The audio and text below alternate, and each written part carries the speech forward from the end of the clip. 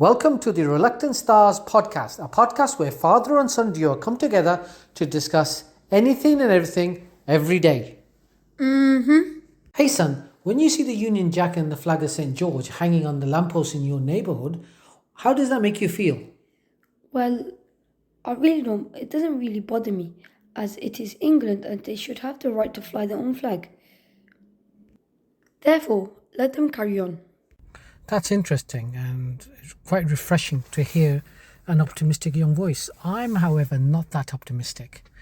I think there is more sinister intention behind these raise the flags. The reason why I say this is you need to understand the context before which these flags went up. The context can be divided into three phases. The first phase obviously was the Gaza one, where in response to the genocide, locals in Birmingham took the initiative to erect Palestinian flags across the city in solidarity to the Palestinians who were being killed live stream. Secondly, on the 14th of August this year, Birmingham City Council decided to project the Pakistani flag on the Pakistani Independence Day against the backdrop of the Birmingham Central Library. This didn't go down too well with some people. And thirdly, the marches outside the hotels where you had yobs waving the St. George's flag and the Union Jack in defiance.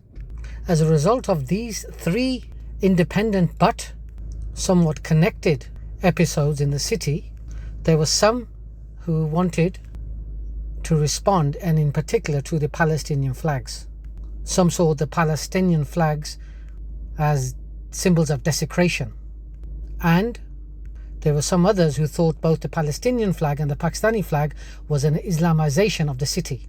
However misguided these opinions were, some so-called patriots took the decision to raise money on a GoFundMe page to collect monies for the purchase of flags.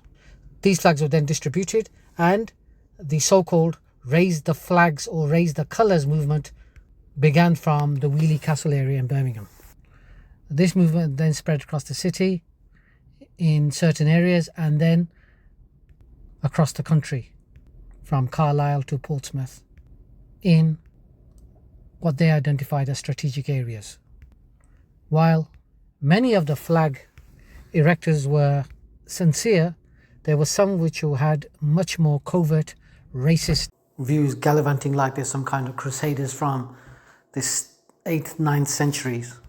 And when cornered, they like to use the defenders of Israel and protection from anti-Semitic actions and slogans, when the reality is some of these people are the worst anti-Semitic people who on the one hand cite anti-Semitism and with the other hand give a Nazi salute.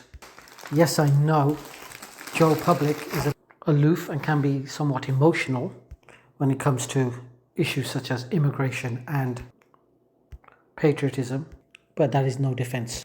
Why is it that during a Pakistan-England cricket match, the Eric Holly stand in Edgbaston, Birmingham can be like a carnival with both Pakistani and the St. George's flag being waved, with banter being exchanged, but when it comes to street politics, venom, racism, xenophobia, Islamophobia, homophobia flows freely?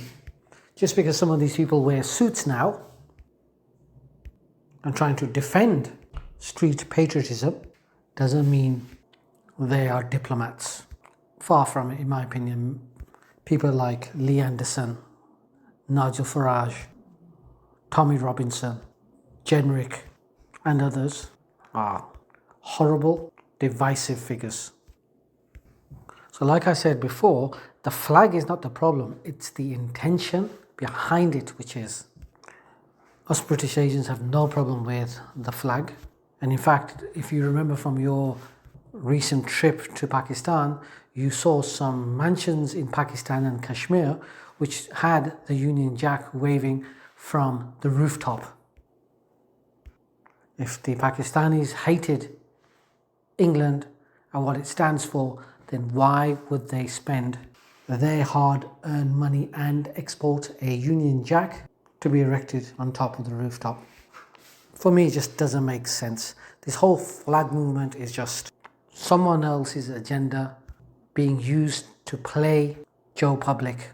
If you ask me, this is a cheap attempt to challenge Muslims because they defend Palestine, and therefore such defense is seen to be a resistance to the imperial and colonial designs of Zionists and its partners. So when I see the flag, unlike you, I feel uneasy and excluded. Thanks, Dad. That was really interesting.